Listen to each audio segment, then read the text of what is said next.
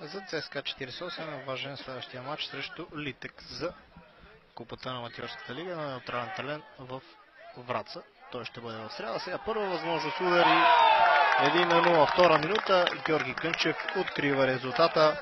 Втора минута.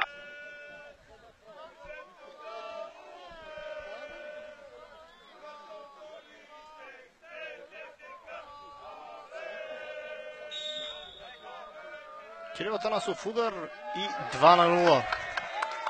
Минута 18. ЦСКА 1948 бележи за 2-0.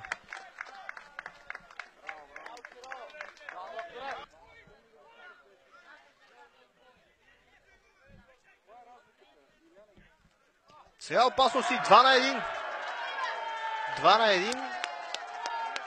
Отбора на Урвич Пасарел бележи гол в 20-та минута. Един от феновете на Урвич нахлу терена. Кирил Атанасов сега. Дали това ще е трети гол? Удар и да. 3-1 в тази 31 минута. Удар и това не е гол. Или гол. Все пак гол. 4-1. Гол майстор Атанас Кръстев. Минутата е 37. Божилов, тук трябва да има засада. Не, няма удар. И 5-1. Според мен имаше засада на Кънчев в тази ситуация. Божилов бележи втори гол в срещата. Стреля в наказателното поле и 6-1. Да, 6-1. Втори гол на Атанас Кръстев.